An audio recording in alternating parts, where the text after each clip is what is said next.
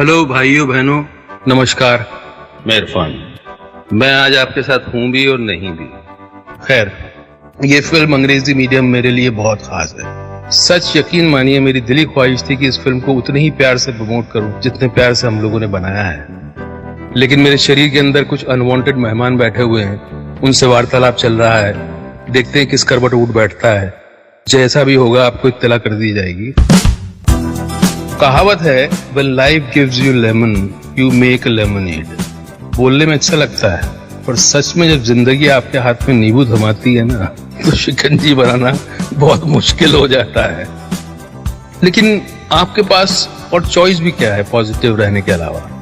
इन हालात में नींबू की शिकंजी बना पाते हैं कि नहीं बना पाते हैं, ये आप पर है।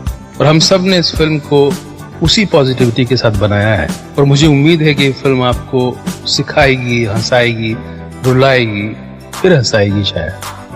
Enjoy the trailer and be kind to each other And watch the film. and yes, wait for me।